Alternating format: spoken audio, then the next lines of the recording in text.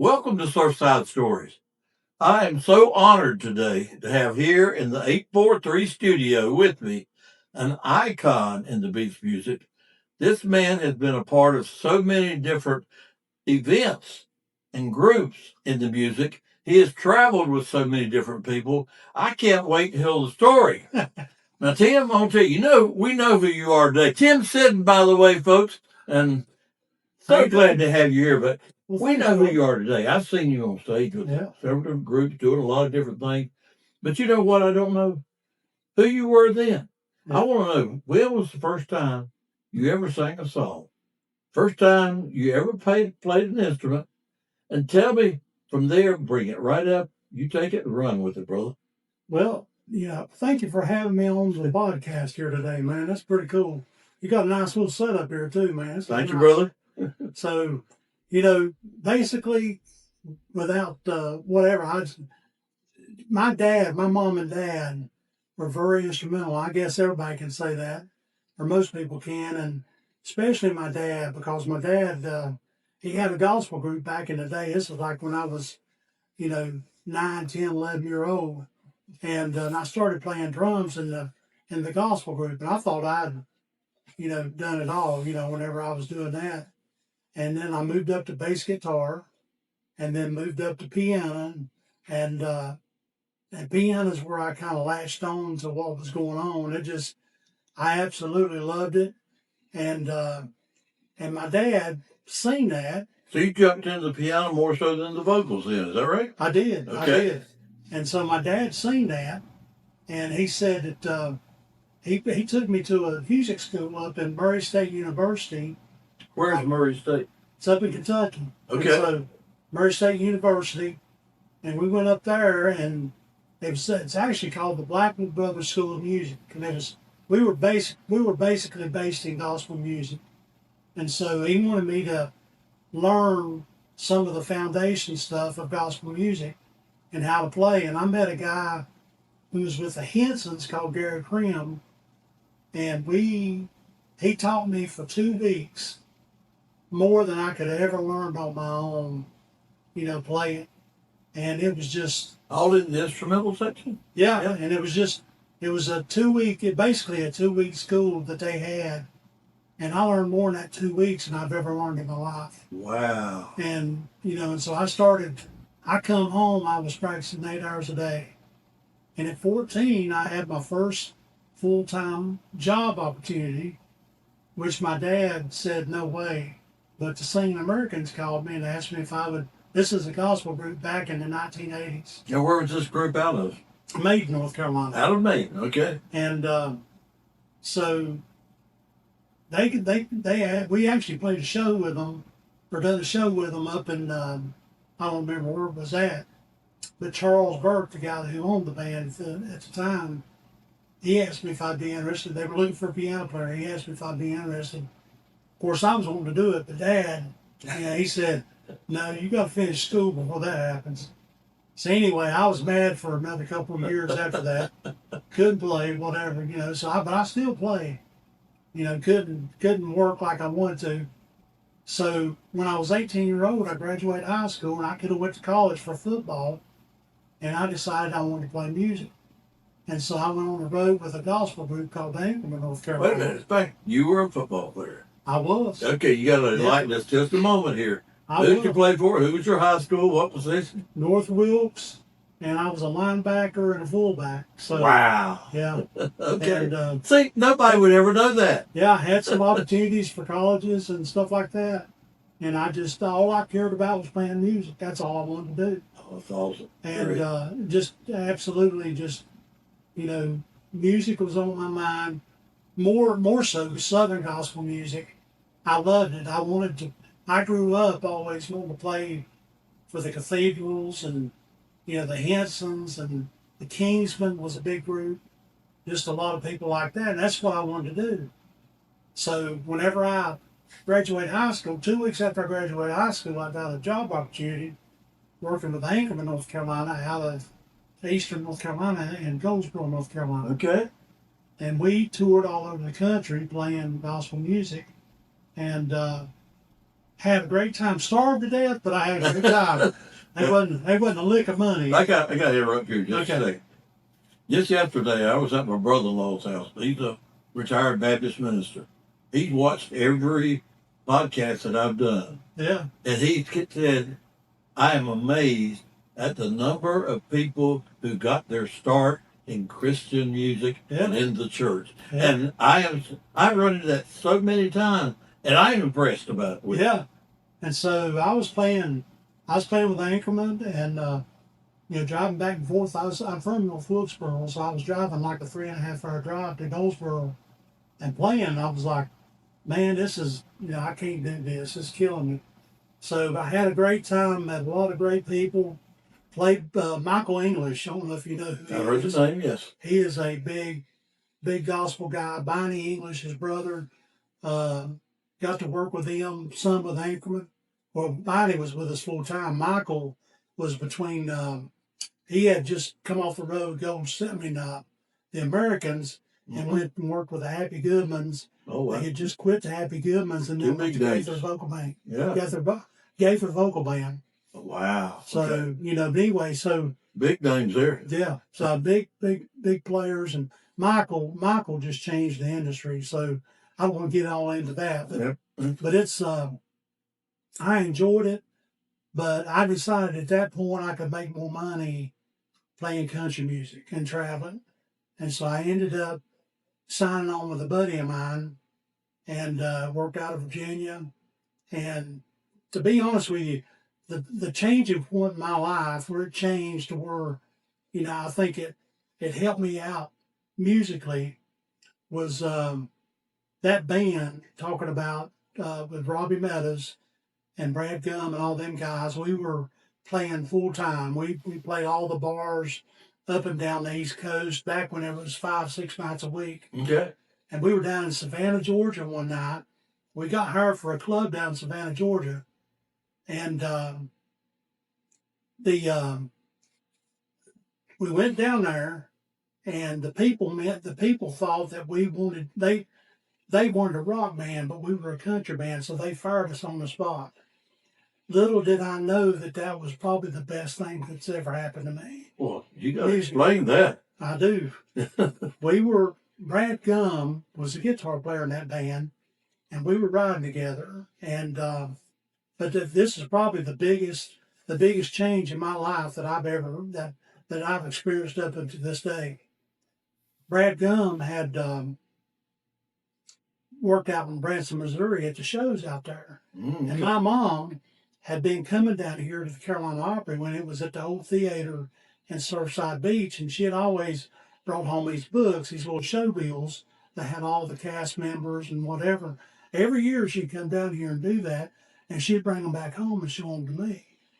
And so we're down in Savannah. I'm going to tie this all together. That's good. You're doing good. So we're sitting down in Savannah, and Brad says, "Man, we got to get out of this. It's just crazy."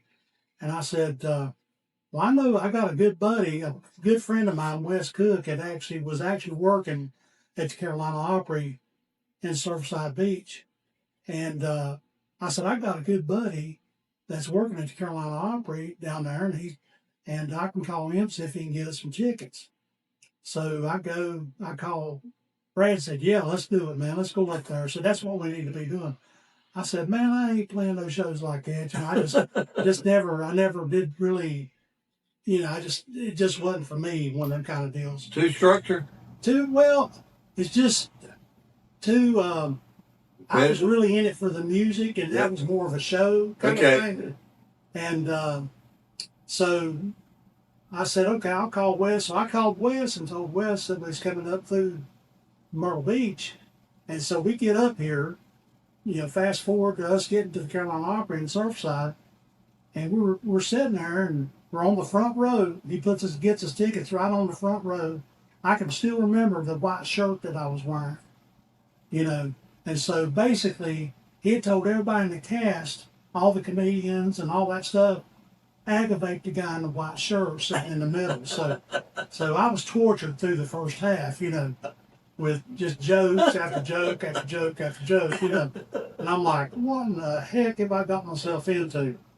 So I'm sitting there, Brad's sitting over here, and commit during the intermission, they all come out and sit on the front of the stage. And remind you, we just got fired from a gig in Savannah. Yeah. So we're the next night. This is a Friday night. We're sitting on the front row of the Carolina Opry. So the intermission happens, and Wes is sitting out on the side of the stage, and all the cast members sitting along the stage. And I go over and see Wes, and hey, buddy, like that, and Wes goes, Calvin needs to see you. And I said, Calvin, yeah, he owns the place. Oh, see you. Big man. Yeah, the big man. So I walked over and I introduced myself to Calvin, and the first thing out of Calvin's mouth was, "Can you start to work Monday?" Like, yeah. I was like, talking about flooring somebody. Oh, wow. So, love it. Yeah, so I said, "Don't you think you need to hear me first?" Like that, He said, "Can you be here tomorrow at 1 o'clock?" And I said, "Yeah." I said, "I can be here tomorrow at 1 o'clock." So I sure enough, I showed up the next day at 1 o'clock, played I'll Fly Away instrumental, and Wind Beneath My Wings. I sung that and played some of that. And he cut it off about halfway through. And so let's go to the office. And so I couldn't start that Monday because I didn't want to leave the band hanging dry. But the next Monday, which was September 1st, I think it was 90 or 91. I can't remember now. Wow. And, Okay. I started working at the place called the Dixie Jubilee, which was up in it's actually the Greg Rose Theater now.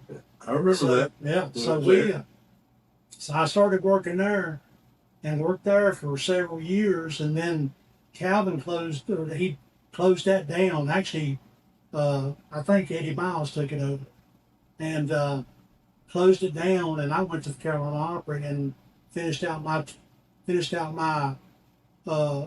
work with Calvin at the Carolina Opry for several years. I think I left and it was either 03 or 04. I can't even remember. Well, you were there a little more than 10 years. Close to 14. 14. Yeah. Wow. So it was, but I learned a lot. The cool thing about it is what did you learn that?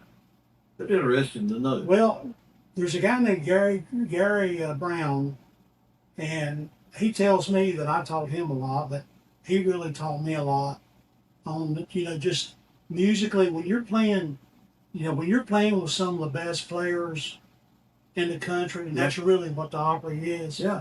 You learn to play better. You know what I'm saying? It's just your timing. You push yourself to play. I mean, I'm gonna tell you something.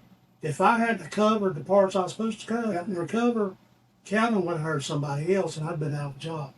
So it pushes you to excel, to excel in what you do, and so it was a big, it was tough, man. I mean, I worked and whatever, but one of the big turning points, Calvin opened a recording studio called Candock, and through all these years of the increment and all that, I worked at Radio City Recording up in Mount Airy, North Carolina, and really was not good at the recording and stuff so like that. how long were you in Mount Airy then, maybe?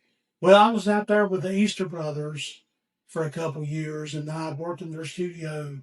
It was just the stuff that I've done, man, is just, people look at me like I'm stupid, but, I'm 60-year-old. I just turned 60. I don't think they'll look at you like, well, I think they'll look at you with respect. I think they'll look at you, how in the heck did you do all of that?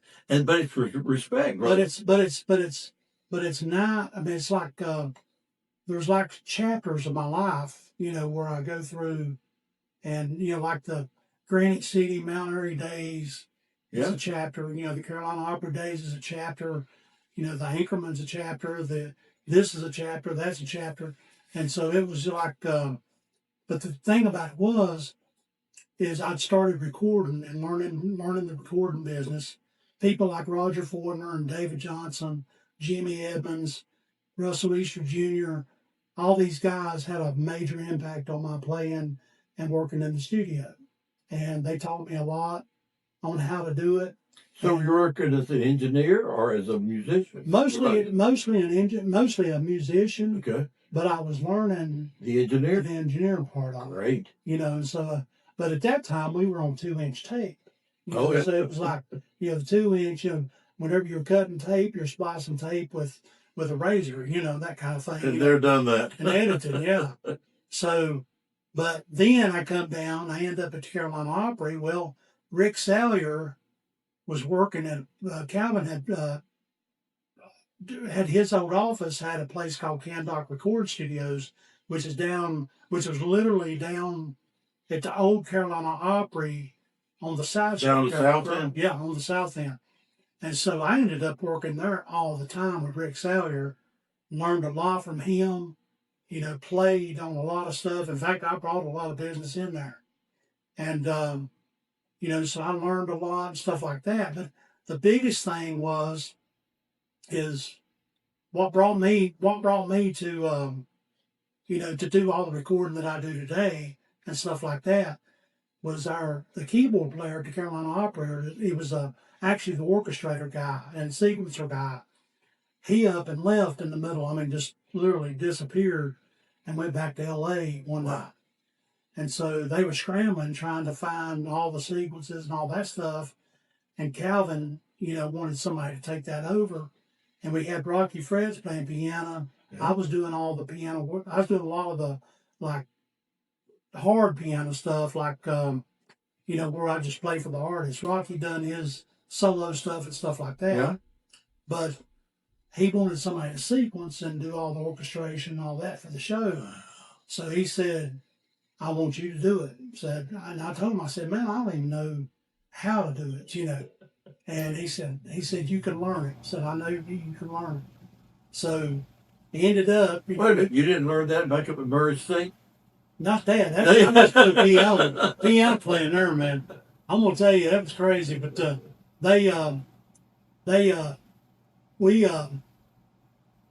I learned how to do that. Cut a sequence for him. It worked out good, and so it was like. But that's what got me started doing orchestration work, which is really what got me out of the Carolina Opry, because I was doing a lot of orchestration work for a lot of different groups and artists and stuff like that. So where did you transition to out of the Opry then? I went to Nashville.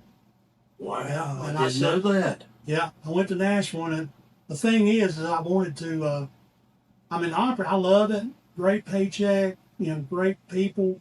Calvin, to this day, is, you know, probably the best boss I've ever had. You know, hadn't had a lot, but he is definitely one of the best. You've been self-employed a lot. A lot. And so I went out there, and I just wanted to play the Grand Ole Opry. Wanted to travel and play some of the big stages. So what did you do there in Nashville? I want to hear this. Well, you didn't know I went to Nashville? No, I did not. I had no clue. Yeah, I went to. I bet there's a lot of people listening to this podcast that didn't know it. Well, I moved out there, man, and you know, I just wanted to do something different. I wanted to get out. I wanted to play the big stages and do all that. Well, I run around in Tennessee for about 6 months, getting to know people and stuff like that, and ended up crazy. I'm not going to get into the Alan Jackson part of this story because they're taking in it, but I ended up playing. I want to hear Alan Jackson. I'm sorry, you're going to have to tell the Alan Jackson part. Man, I was trying to get a job, you know, traveling on the road, and the drummer friend of mine who had worked at the Carolina Opera, he was out there, and his best friend, well, I can't see, I'm trying to remember how it goes. The drummer, no, I'm sorry. Give me close. Let me back up. Okay. I met a guy out there named Monty Parker. Okay. Who is a keyboard player for Alan Jackson. Okay. But anyway, he ended up leaving. Okay, so they had called me and said that job had come open, so I went to audition for it, and turned out there was like you had to be invited. You had to be Roger Bob Wills, who still plays bass guitar for Roger. Actually, he's got one more show, but he's the one that actually invited me since they wouldn't take Monty's recommendation, and he invited me to do the audition. And man, that was just I learned four. They gave me four songs to learn, and I learned them note for note. Yeah. And went out there and played, and they told me I ended up getting second on the audition. But the cool part about it is that there's a lot more to that story, but it would take me about 15, 20 minutes. Sure. We'll have to make another podcast out of that one. So it's funny too, man. It's crazy. It hurt me pretty bad. But anyway, they so because of that audition, me not getting that job, people found out who I was. So I had a bunch of offers, from different people. Well, the drummer friend I was telling you about before, his best friend was a keyboard player for a tour out in Nashville called the Honky Tonk Tailgate Party. Okay. And so that's Daryl Singletary, which is, in my opinion, is the best country singer ever. Daryl Singletary, Red Akins. She said, yeah. I mean, I know both That those Ain't names. My Truck, yeah. I know both those names. And yes. Chad Brock, she said yes. And a couple other guys. But it was one band backing four artists. And so we was out there, man. I ended up playing on that tour. And I was on there for 4 years. And from 2004 to 2008. And then I was playing for Daryl for a little while until he quit. And then I ended up playing for Brett until I got fired. He wanted an extra guitar player instead of a piano player. Okay. So I got fired. But anyway, so at that point, that was a bad mistake. Yeah, it is what it is, man. It is. So, but anyway, I moved back to North Wilkesboro.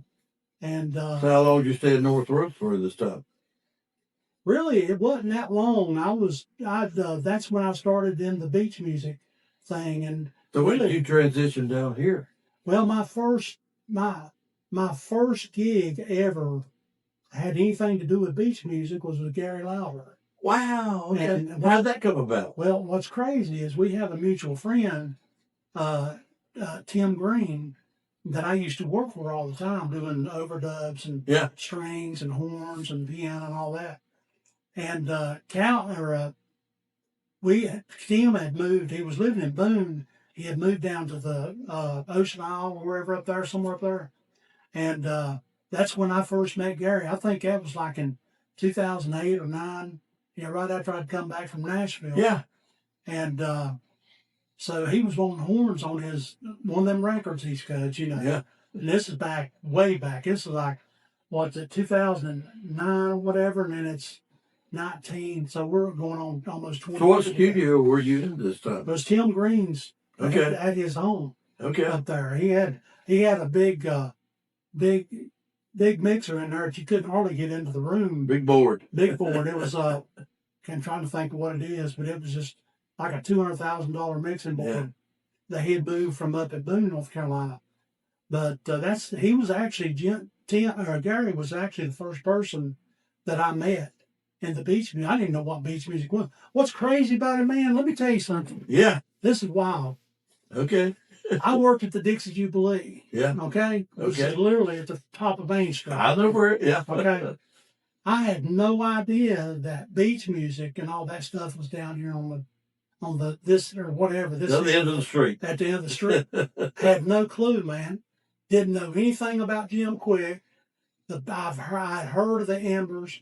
I'd heard of Band of Oz. I didn't have any idea that it was all connected to Main Street down here. But I played up there for years, man, and had no idea. Me and Jim was laughing about it the other day. And the first time I ever heard the name Jim Quick and Coastline was whenever I was playing with Cameron Dovey on a show with Matt Boswell up in Virginia or somewhere. Yeah. And Cameron said, I'm going to fill in for this guy named Jim Quick and Coastline. I said, who's that? He said, I don't know, man. There's some guy down at the beach, man, want me to come down there and fill in. And that's when Cameron, me and Cameron was playing music, They've been friends a long time. Oh, yeah, a long time. And so it's like we had no idea who any of this crowd was down here. And so he said, he went and played. He come down here and played with Jim Quick. the first whatever the weekend there down there, and he come back the next week. We're talking. He said, man, they offered me a job, like that. And this is back before Cameron had ever started with Jim Quick, Yeah. And I said, cool, man. I said, I'm about to come out and check y'all out, whatever. And so Cameron was like, have you done a podcast with Cameron? Not yet. I'd love to, though. Yeah. He's on the list. Yeah. So anyway, we're down here, and I come down for that first SOS. I can't remember what year it was, but I ended up meeting Jim and ended up working with playing a little bit with Craig Woolard and Jim and all that. And then Jim hired me to play on the I can't remember what it's called now. Somebody can you tell me in the comments whatever it is. Okay. But it's it was Hip Pocket and Jim Quick and Coastline. We done a show at the Spanish Galleon. Okay. And then the other guy that lives up in Connecticut, he come down, and Jim put together a band to play for him. I cannot think of his name. He's gonna kill me for saying that. Okay. But anyway, Jim got me into the business. Turns out that's what got me hired with Hip Pocket. Yeah. So I messed around with Hip Pocket for about 5 years, and then of course Cat 5 come along. So it was, and it was just, funny story about Cat 5. I'm kind of bouncing around a little bit. Oh, you're doing good. I love it. Cat 5, Cameron, of course, me and Cameron's known each other for probably 15, 20 years. He calls me, he says, man, I think, Cameron and Tuff and Glenn had, their situation with Jim and all that mess. And he said, me and Cameron have been talking about it. We've all heard those rumors. Yeah. Well, I know a lot of them. It's just pretty wild. So anyway, we're talking and whatever. And so he said, man, we're talking about putting together a band, and it'd be me, you, and Lynn Tippett and whatever. And so I said, man, I think that sounds good, man. But he kept on talking to me about it. And I thought he was saying Hugh, as in Hugh Blanton. Yeah. Hugh, he was saying you. Why you? Talking about me. Not you. Yeah, you. not you. And so we're sitting there talking. And y'all both ended up there. Well, that's what it was. He said that it was Hugh. But I just always took it as Hugh. They were going to put together something and go out and play, whatever. And he said, you said Hugh. I said, you said Hugh. I said, no. He said, no, I mean you. We're talking on the phone. Yeah.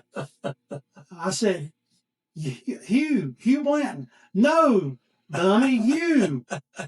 Me? That's okay. Well, how long did y'all stay together with Cat 5? I mean, y'all had some great hits out there. I know Melissa worked with you for that one big Christmas song that y'all just blew it out of the water. Yeah. Went to number one on the charts. I mean, but you had a great number of songs. But Jerry was there with you. Yeah, it's crazy because, the Cat 5 thing was, if they do the 100-song countdown every year, and, the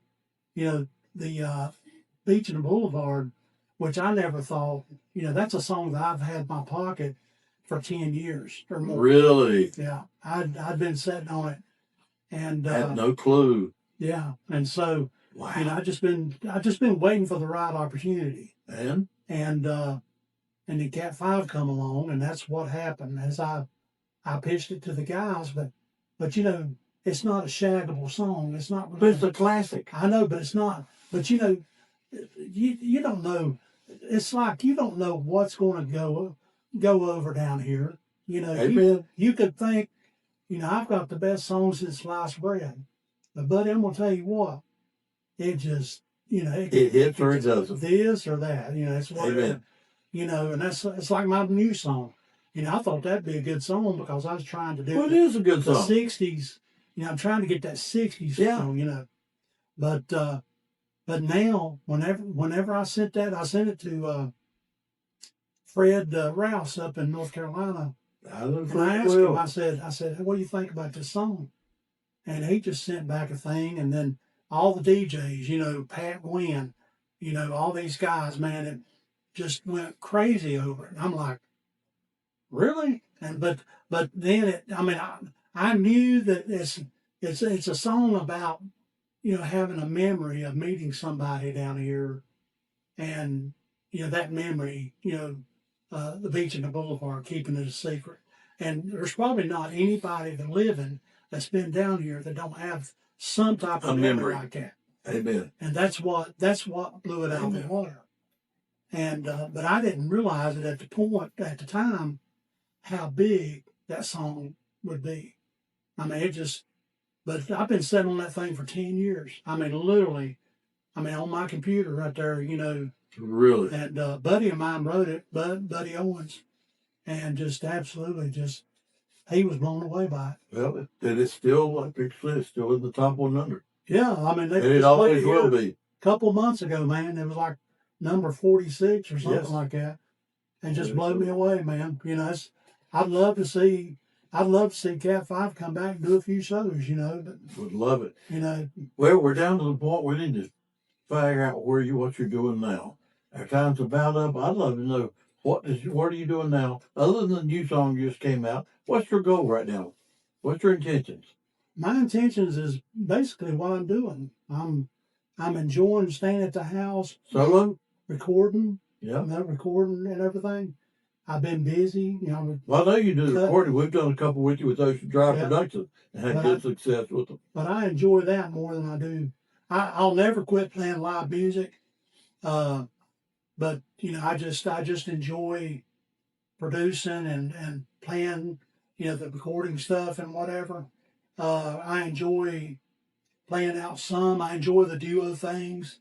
I like bringing new people in on the duo and playing, you know, totally different music. Like, you know, I've been working with Charlie Floyd. He's a Toby Keith tribute artist, national, and been working with him some. I work with Tim Clark some. Work with a guy named oh Lord, he's gonna kill me for forgetting his name.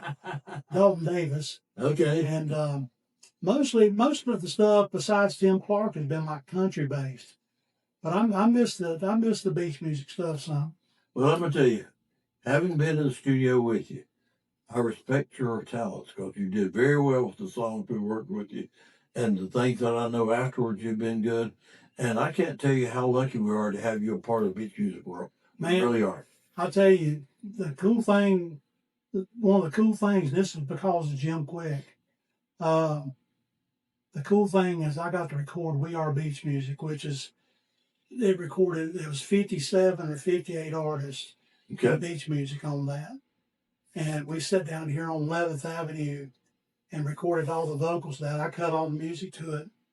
And so I've been able to work with pretty much everybody in the beach music arena, you know, including that song, plus the ladies song that I done. And I'm absolutely blessed to be able to do what I do. Well, I will tell you, our time's about up. We are the ones that are blessed to have you here to give us the music that you give, the time and the dedication and the heart that you give to beach music. We are the fortunate ones, brother, and we thank you for that. Well, thank you to everybody out there that used me to record, especially you and Melissa, man. You know, Deb Browning, you know, Michael Fight. I mean, there's, you know, I'm working session work out of Florida and Virginia and everywhere else. And it's just been, you know, God's always going to provide for you. Amen. You know? And that's just the way it is. It's just, you worry, it ain't no use of worrying about it. When you got the talents that you have, it's going to come forward, and it has. Yeah. And we thank you for that. Folks, I tell you, our time is up here. You know where you can go to watch all this? It's on YouTube under Surfside Stories. You can go to Roku TV and look at the Beach Music channel. You can go to explorenmb.com and it's there. Right. You can also, wait a minute. Surfside Stories on Facebook. Yeah. It's going to be there too. I've seen it. Yeah, I've seen it. Yeah. A lot of places you can go. And if you want to just listen and you're driving, go to Spotify. You can find it and listen to it. Great to have you here with us today. Tim, thank you so much. Thank you, brother. It's been a real pleasure, brother. And I'm sure I would never have known all those things I learned today. Love the story. Love being here with you. Folks, see you next week. See y'all.